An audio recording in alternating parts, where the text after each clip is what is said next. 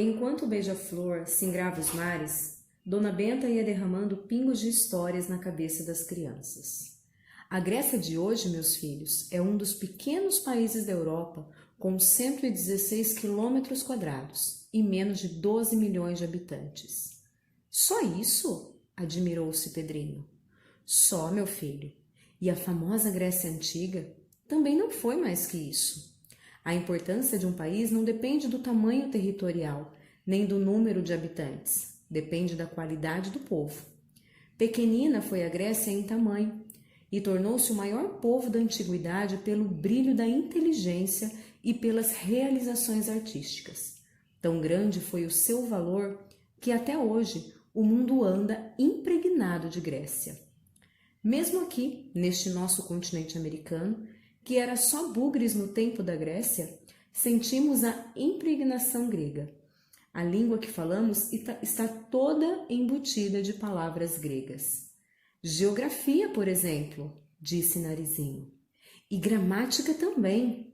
Quindim disse que gramática é palavra grega. E é? Não tem conta o número de palavras de origem grega que usamos a todo instante, ou na forma que tinham lá, ou como ficaram depois das modificações do tempo. Mas não é só na língua que vemos por aqui a Grécia, é em tudo.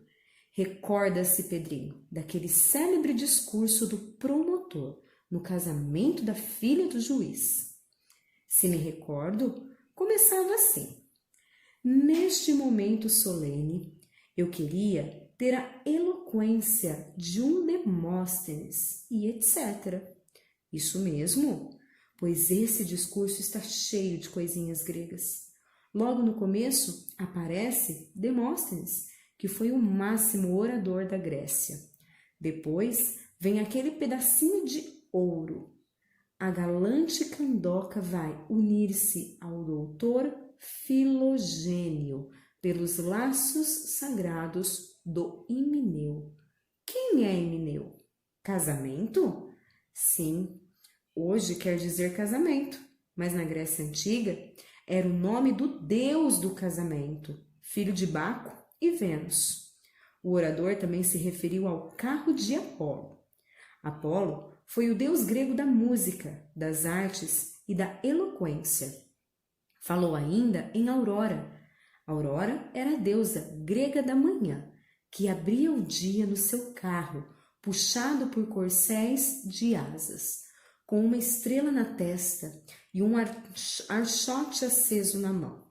Se fôssemos cantar todas as reminiscências gregas do discurso do promotor, vocês admirariam da quantidade. Ele também falou em mel do Himeto e em Eros, disse Pedrinho. Também deve ser coisas gregas. Sim, Himeto era um monte famoso pelo seu mel e pelos seus mármores, e Eros não passa do nome grego de Cupido. Que história é essa? Berrou Emília. O tal deusinho do amor, afinal de contas, é Eros ou Cupido? É Eros na Grécia e Cupido entre os latinos. Como a mudança para Roma, depois que Roma conquistou a Grécia, os deuses gregos mudaram de nome. Zeus, o pai de todos, virou Júpiter. Artemis virou Diana. Palas Atena virou Minerva. Héracles virou Hércules e assim por diante. Que maçada! Exclamou Emília. Dona Benta não entendeu o pensamento dela e continuou. Pois é, na conversa comum, todos os dias, vivemos a usar palavras e expressões gregas. Até a pobre da tia Anastácia de vez em quando vem com uns greguinhos, como daquela vez em que disse: quando na pedreira a gente faz ó, o eco responde lá de longe. Ela sabe que tem um nome de eco, a voz que bate num obstáculo e volta, mas não sabe que a palavra se originou do nome da ninfa Eco, uma que falava pelos cotovelos, e de tanto falar incorreu na ira da deusa Hera, a qual a transformou em voz sem corpo, isto é, no que chamamos de eco. E no pensamento, então, a maior parte das nossas ideias vem dos gregos. Quem estuda os filósofos gregos encontra-se com todas as ideias modernas, ainda as que parecem mais adiantadas. Então, vovó, a Grécia foi mesmo uma danadinha. Se foi. Por isso, falam os sábios do milagre grego. Acham que aquilo foi um verdadeiro milagre da inteligência humana. Um foco de luz que nasceu na antiguidade e até hoje nos ilumina. A arte grega, por exemplo, não há nas nossas cidades fachadas de prédio que não tenha formas ou enfeites inventados pelos gregos. Os mais lindos monumentos das capitais modernas são gregos, ou tem muito da Grécia. O monumento do Ipiranga, em São Paulo, é grego, dos pés à cabeça. As colunas, os capitéis das colunas com as suas folhas de acanto. Serralha, berrou Emília, eu sei. As frisas e arquitraves, as cornijas e tríglifos, tudo é grego. Vou desenhar alguns desses elementos para que vocês vejam com que frequência eles aparecem na frontaria dos nossos prédios.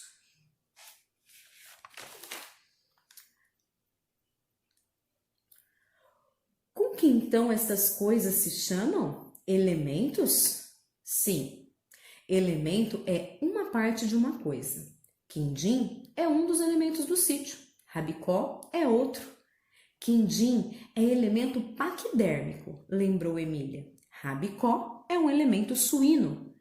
E você é o elemento lambeta, disse Narizinho. Emília fez o seu focinho de pouco caso, murmurando. Ah, fedor! Pois é, continuou Dona Benta. A Grécia está no nosso idioma, nos nossos pensamentos, na nossa arte, na nossa alma. Somos muito mais filhos da Grécia do que qualquer outro país. Até Quindim é bastante grego, apesar de ter nascido na África, já que é paquiderme, rinoceronte. Paquiderme, na verdade, é uma palavra que vem do grego. Pak significa grosso e derme, pele ou couro. Casca grossa, disse Emília. E rinoceronte é outra palavra que vem do grego. Rinoceros, rino, nariz, e ceros, chifre, o bicho de chifre no nariz. Enquanto Dona Benta discorria sobre a Grécia, o beija-flor das ondas singrava mansamente rumo a Atenas. O Visconde ia no comando com o Marquês de Rabicó a servir de imediato. A escassez de tripulantes obrigou-o a dar posto ao Marquês, apesar da sua muito conhecida malandragem. A tarde ia caindo, nuvens debruadas de cobre estendiam-se no céu como charutos compridíssimos. De vez em quando, um peixe voador pulava da água, voava dezenas de metros e sumia-se de novo no oceano. Por que é que eles voam, vovó? Perguntou Narizinho. Para fugir da perseguição dos inimigos, os peixes maiores que querem devorá-los. Como a vida no mar é um pega-pega terrível, cada qual inventa a sua defesa. Uns aprendem a mudar de cor para se confundirem com as pedras. O inimigo passa e não os vê. Outros se aperfeiçoam na velocidade e acabam fugindo. Estes voadores aprenderam a voar. No começo, o voo deles não era voo, apenas um salto. Mas viram logo que ajudando o salto com as asas natatórias podiam chegar mais longe. E foram se aperfeiçoando nisso até o ponto em que estão hoje, que é um salto voado, o salto prolongado por um voo muito diferente dos das aves. A brisa morrera completamente, de modo que a superfície do mar se transformara em um imenso espelho. Que lindo, vovó! Veja que lisura de água! Nem a menor ondinha. O mar virou a perfeita cópia do céu. De fato, o céu, com todo o seu azul e todas as suas nuvens, estava duplicado com a maior perfeição no imenso espelho líquido.